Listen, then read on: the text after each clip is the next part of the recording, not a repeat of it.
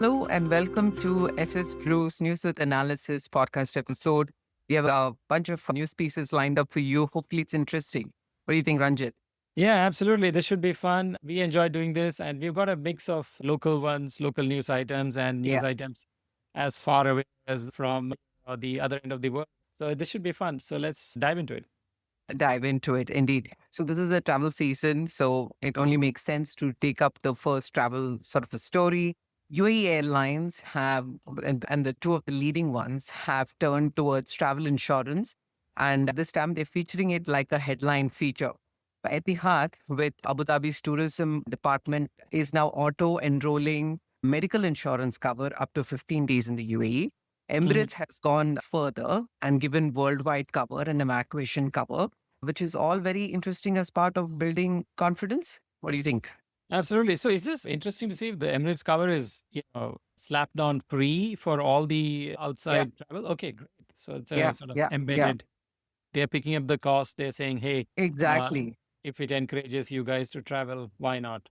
Yeah, yeah. And they've also thrown in that, that very war specific sort of covers as well in case there's a disruption in their stay Uh, due to war incidences. They have up to 30-day, extension, free extension, even airline managed hotel stays and so on. So they've gone really that extra mile to give them the comfort and clearly give, that real assurance that's required along with the Yeah. trap. Yeah. Yeah, makes a lot of sense. Absolutely. But then generally, if you see on the travel insurance piece itself, we can see our insurers typically riding on the whole price point, talking about discounts and so on. And, what I understand is Policy Bazaar is doing very well from search volume point of view when I did a little bit of research. So the insurers are doing their piece and hopefully that is reflecting on their books. Perfect. So let's pick this next one. And obviously, AI is everywhere. And this is from the Singapore. So MAS guys, the Monetary Authority of Singapore, they have set up risk management guidelines, and that this is for all financial institutions, including insurance. So, and it covers the use of AI and agentic AI. So it's put the importance on the board and the senior management in terms of oversight. So nobody can say, hey, I did not know. They have to. There are a number of lifecycle controls that are implemented for AI implementation and a fairly detailed toolkit, a framework for authorizing AI agent actions, when and Right. where humans should get involved, and stuff like that. So this is a very concrete model, supervisory model. And I think the UAE has also issued, a central bank has issued guidelines on how LFIs, licensed financial institutions, should implement AI. I don't think it has become a law yet, but these laws are Right. coming. And I think folks who are implementing AI are becoming more and more, serious about the risk side of it. They're carried away with the excitement of implementing AI, which is to be required. But I wonder, perhaps, is it too soon to clamp down? I haven't seen any implementation happen before that. The regulations have come out. I don't know. What are your Which thoughts on? is actually, well, would be correct, don't you think? Because if you have a prescriptive mode straight away before too much of it is implemented and you would know it better, would it be easier to undo then or rather build it with having that prescription in place already?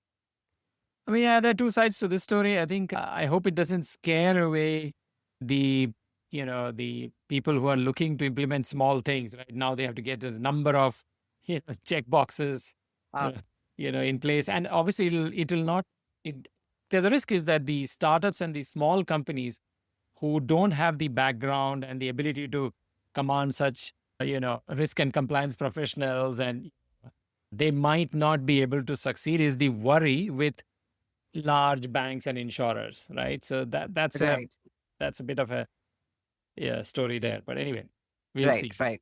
So currently what you're saying is it's a prescriptive application across the entire ecosystem, whether you're big or small or medium or whatever.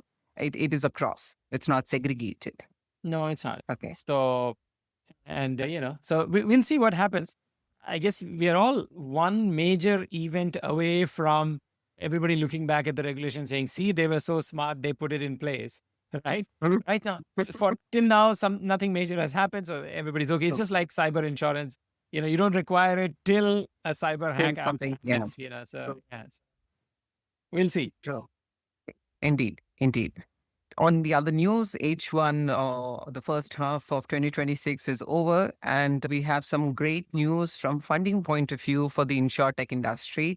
Just looking at the numbers, I think in quarter one globally, about $1.6 billion, and in quarter two, about $2.4 billion worth funding was pumped into Insurtech, according to Gallery report, which is fantastic. I think such funding hasn't taken place since 2022. So it looks like there's a confidence back into the industry.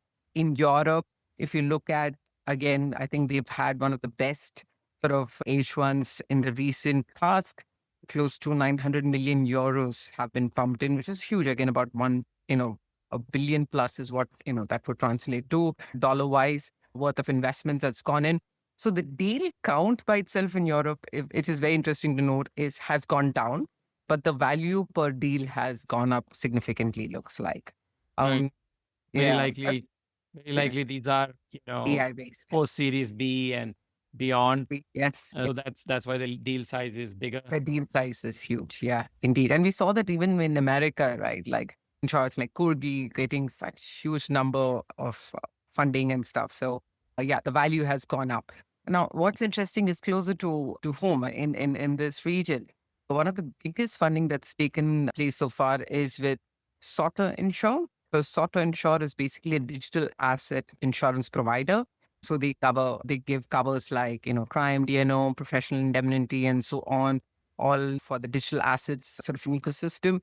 Now, they have raised recently, I think, Series B for an undisclosed amount, but totally they've been funded up to 23 million or so plus. Yeah. So that's huge. And SOTA Insure, as you know, is based out of Abu Dhabi.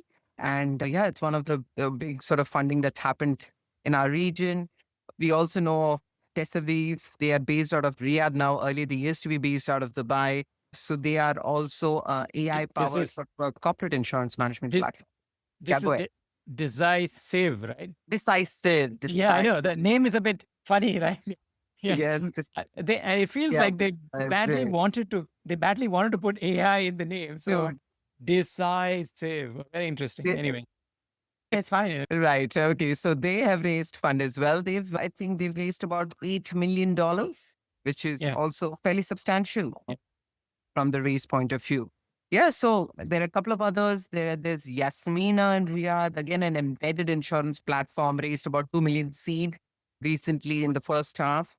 So lots of good stories within our region. Yes, I have not to forget SOTA Insurance based out of Bahrain. They are a comparison website. Recently raised, I think, pre-seed round. So all good stories, Ranjit. So there's some interesting stories. So the SOTA Insure piece is very similar to the guys in Realm, right? RELM. So they did a tie-up with Live earlier. I think we kind of reported that on our LinkedIn page sometime. Not Live, sorry. Liva Insurance. Liva Insurance. Yeah, that's a fronting insurer. Yeah. That's right. Yeah. So they seem to be doing digital assets as well. So this is a similar story. And it's interesting that nobody is now trying to be like, let's just start with Insurtech and then we will see what to be done. These guys are going straight away into DFSA Cat 4 insurance intermediation license, right? So they're straight away starting with, that's something like a reinsurance broking kind of a license, which is heavy on capital, heavy on the people. So it's not, people are playing a different game now. It's not just the tech play. Interesting to see that. Yeah. No, I recently also read that, and a lot of these Insurtech funding that's gone in, whilst we've been listing a lot of these embedded platforms, but there is a general tendency now to go into digital broking sort of an investment style versus a platform only, because there is a lot more engagement from customer point of view. And I think the cycle is coming through. Instead of just tech only, there is a little bit of movement towards an entire ecosystem business versus a tech investment focus. Just a tech layer. Yeah. Perfect. Speaking of tech, I think the next thing from obviously where there is AI, there is a lot of data center construction happening. And when there's construction happening, large companies like Zurich get very interested. So they recently talked about a quota-share reinsurance arrangement, providing up to $1 billion of capacity for its global data center portfolio. So the story is that up to, I think it is around $2 trillion worth of data centers are coming up. And that's, that's electricity, that's construction, that's, all kinds of liability. And of course, that requires insurance, right? Think of it as a fancy building, right? So obviously, there's need for insurance. And obviously, big guys will come into play putting up reinsurance arrangements. So that's what's happening here. They've extended it to Europe and Latin America because there are data centers coming up there as well. And the backdrop for this is that this is considered a specialty business and their premiums have grown 8%. And just the construction premiums have grown 18%. This is global numbers, right? So clearly, there's a lot of risk engineering involved in this. And, we attended the MECON conference. Yes. That was energy. This is data center. Data centers consume a lot of energy. So there is all allied. So it's very commercial insurance kind of for the folks that we met there. Will come into play here. So very interesting shift here. Obviously, where there is demand for construction and building, insurers will follow. That's the story here.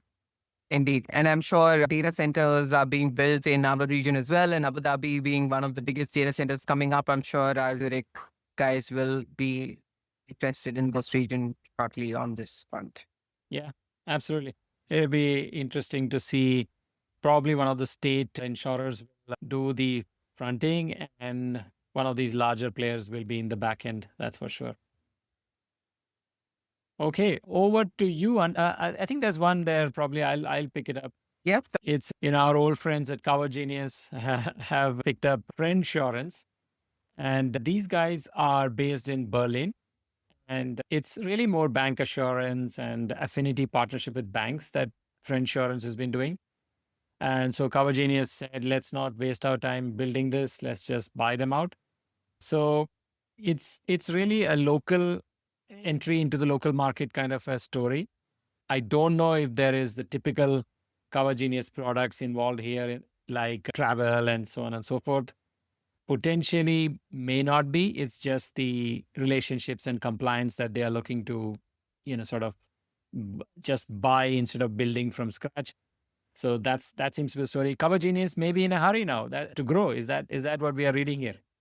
Right. It could be because they also, which we missed actually, they also got, recently funded a huge sum, if I'm not mistaken, close to $100 million worth of funding, a huge one recently. Yeah. So I suppose they have a very aggressive sort of a growth strategy. And like you said, Friendsurance already have a set platform.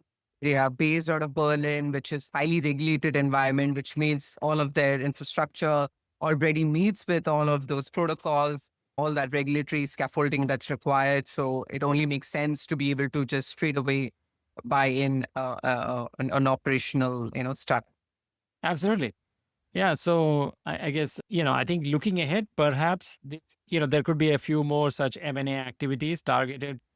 And then you could probably see Cover Genius going for that IPO. They've been around for a long time, right? Usually, 8 to 10 years, you kind of go for an IPO, but it's been a longer story.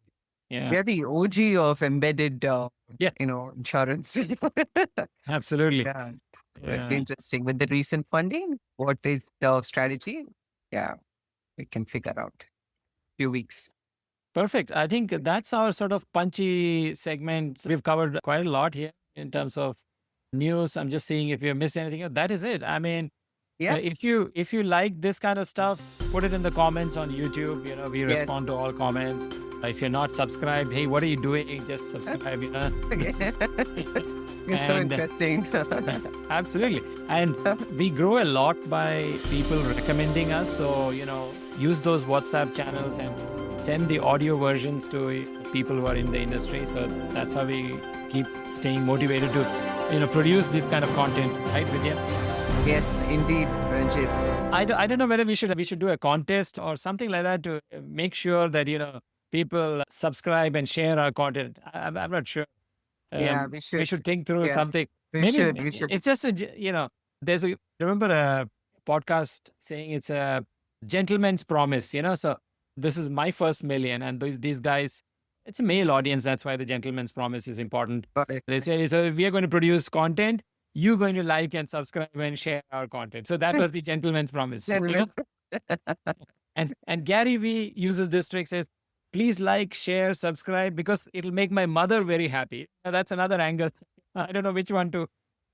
So, Both. We take Both. both emotional, right brain, left brain, all of that, Yeah. and we take it on and we say, please subscribe to us. And if you like, any sort of topic that we could take on, we're happy Yeah. to do so within the insurance ecosystem. We would love to do so. Yes, absolutely. Absolutely. Yeah. Very good. So with that, we'll Thank bring you. this to an end, and that's it, and catch you on the next one. Indeed. Bye-bye.